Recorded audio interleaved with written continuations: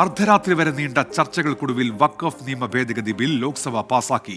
288 പേർ ബില്ലിനെ അനുകൂലിച്ചപ്പോൾ 232 പേർ എതിർത്തു. ബില്ലിന്മേൽ പ്രതിപക്ഷം മുന്നോട്ടുവെച്ച ഭേദഗതികൾ ഭൂരിപക്ഷ വോട്ടോടെ തള്ളി. ബില്ല് ഇന്ന് രാജ്യസഭയിൽ അവതരിപ്പിക്കും. ശക്തമായ പ്രതിവാദങ്ങളാണ് വഖഫ് ബില്ലിന്മേൽ ലോക്സഭയിൽ ഉയർന്നത്. ഭരണഘടനാ വിരുദ്ധം എന്ന് ചൂണ്ടിക്കാട്ടി ലോക്സഭയിൽ പ്രതിപക്ഷം ഒന്നടങ്കം ബില്ലിനെ എതിർക്കുകയായിരുന്നു. വിനീത വി ജി ഡൽഹിയിൽ നിന്ന് വിശദാംശങ്ങളുമായി ഇപ്പോൾ ചേരുന്നുണ്ട്. വിനീത, 8 മണിക്കൂർ തീരുമാനിച്ച ചർച്ച അർദ്ധരാത്രി വരെ നീളുന്നതാണ് നമ്മൾ കണ്ടത്. ഒടുവിൽ നിയമ ഭേദഗതി പാസ്സായിരിക്കുന്നു. വിവരങ്ങൾ എന്തൊക്കെ വിനീത?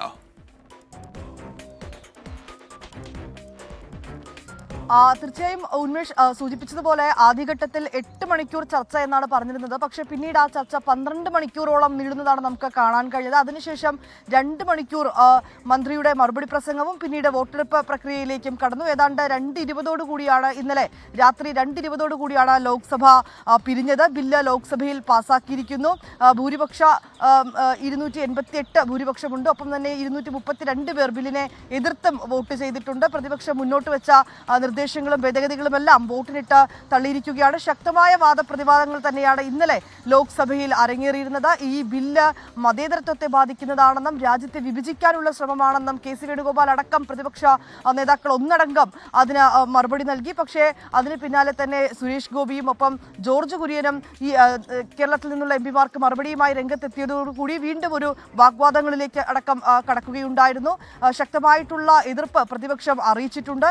ഇന്ന് ഈ ബില്ല് രാജ്യസഭയിലേക്ക് വരും. രാജ്യസഭയിൽ ബില്ലിന്ന് അവതരിപ്പിക്കും. 8 മണിക്കൂറാണ് രാജ്യസഭയിലും ചർച്ച പറഞ്ഞിരിക്കുന്നത്. പക്ഷേ നമ്മൾ സൂചിപ്പിച്ചതുപോലെ തന്നെ ഒരുപക്ഷെ ആ ചർച്ച നീളാൻ തന്നെയാണ് സാധ്യത. അതിനുശേഷം രാജ്യസഭയും ബില്ല് പാസാക്കിയാൽ പിന്നീട് അത് രാഷ്ട്രപതിയിലേക്ക് എത്തും. രാഷ്ട്രപതി ഒപ്പുവെക്കുന്നതോടുകൂടി ബില്ല് നിയമമായി മാറും. ശക്തമായിട്ടുള്ള പ്രതിഷേധവുമായി മുന്നോട്ട് പോകാൻ തന്നെയാണ് പ്രതിപക്ഷത്തിൻ്റെയും തീരുമാനം. ഇന്നലെ സൂചിപ്പിച്ചതുപോലെ തന്നെ ഈ ഒരു ബില്ല് മുസ്ലിം വിഭാഗത്തിന് എതിരാണെന്നും രാജ്യത്തിൻ്റെ മതേതരത്വത്തിന് എതിരാണെന്നും ഒക്കെയാണ് പ്രതിപക്ഷ പാർട്ടികൾ, പ്രതിപക്ഷ നേതാക്കൾ ഒന്നടങ്കം വാദിച്ചത്. പക്ഷേ പ്രതിപക്ഷം നുണപ്രചാരണം നടത്തുന്നു എന്നുള്ളതായിരുന്നു അമിത്ഷാ അടക്കമുള്ള ഭരണപക്ഷത്തിൽ നിന്നുള്ള ആളുകളുടെ ഒരു പ്രതികരണം വന്നിട്ടുണ്ടായിരുന്നത്. ഇതൊരു തരത്തിലും അംഗീകരിക്കാൻ കഴിയില്ല. പ്രതിപക്ഷത്തിൻ്റേത് വോട്ട് ബാങ്ക് രാഷ്ട്രീയമാണെന്നും അമിത്ഷാ കുറ്റപ്പെടുത്തിയിരുന്നു. ഈ ബില്ല് ചരിത്രപരമെന്നായിരുന്നു കിരൺ റിജിജു പറഞ്ഞിട്ടുണ്ടായിരുന്നത്. ഒടുവിൽ ഈ പ്രതിവാദങ്ങൾക്കൊക്കെ ശേഷം ആ ബില്ല് പാസ്സായിരിക്കുന്നു. ലോക്സഭ പാസ്സാക്കിയിരിക്കുന്നു. ഇന്ന് രാജ്യസഭയിൽ 8 മണിക്കൂറായിരിക്കും ചർച്ച നടത്തുക.